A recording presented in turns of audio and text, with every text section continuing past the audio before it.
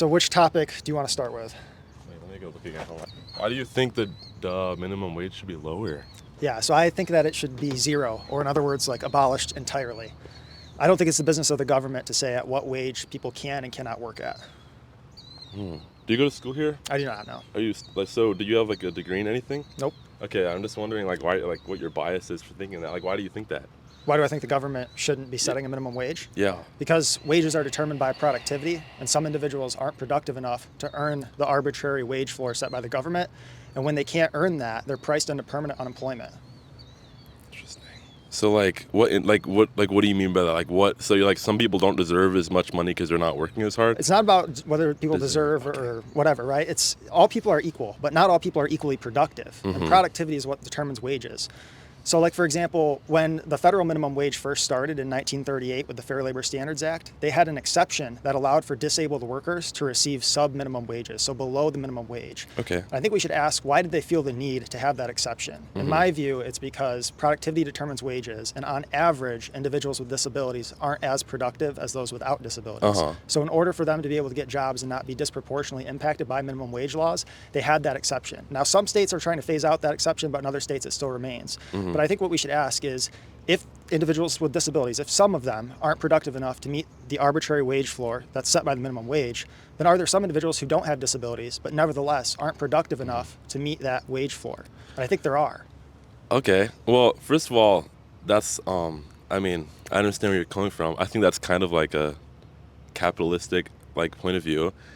And I don't fully disagree with you also because like you're technically right. It's just that also like a lot of people would argue that even the minimum wage being lowered for individuals with disabilities is like amoral. People would argue that.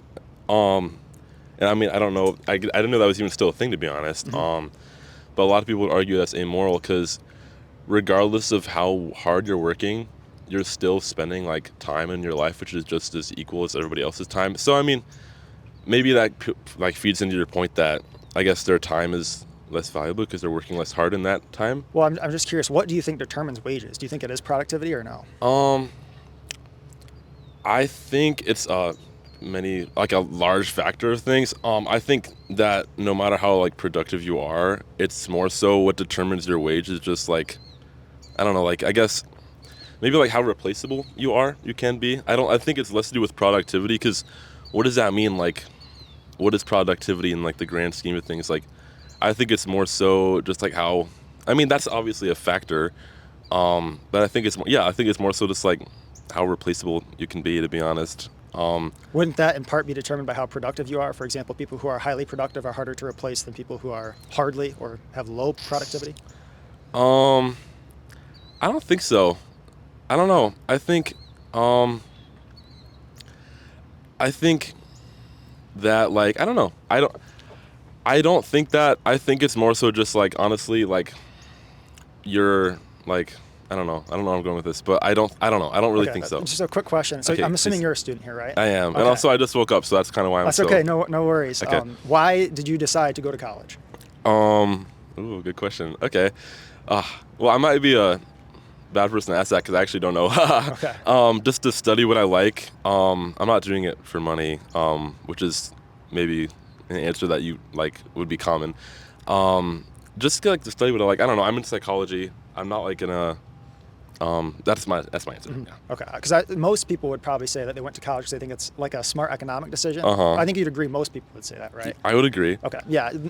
I generally would agree with that, but the reason that kind of proves my point about productivity determining wages is because people make that decision because of either two viewpoints. Either A, they think they're going to get human capital while at university that improves their productivity and improves their wages. I tend not to think that that's actually the case. Okay. I have view B, which is that people go to college to get a degree, which signals to employers that they're productive, thus increasing their wages. So it's really a sorting and signaling mechanism. But in either view, it's supportive of my view that productivity determines wages. So what do you define by like as productivity even then? Yeah, so I guess like a simple example would just be like, say that I produce $100 worth of goods in an hour, and someone else produces only $25 worth of goods in an hour. My productivity would be 4 times what theirs would be.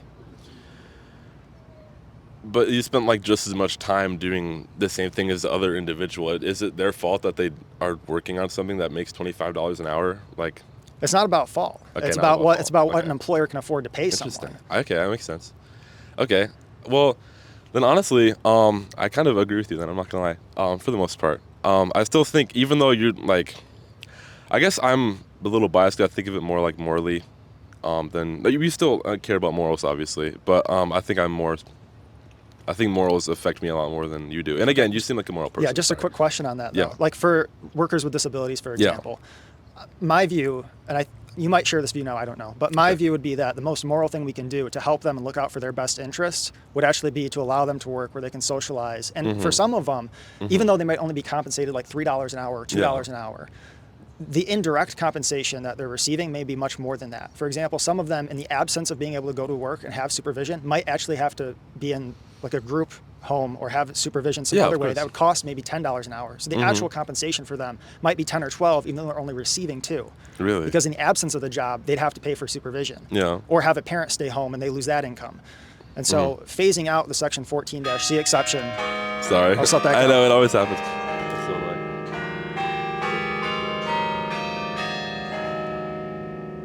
yeah, and so Section 14. phasing out that exception would make it so that individuals with disabilities would lose their jobs. And for some of them, they're not just losing the opportunity to socialize, have purpose, and the small amount they're receiving, but they have an added cost of then having to pay for supervision in some other way.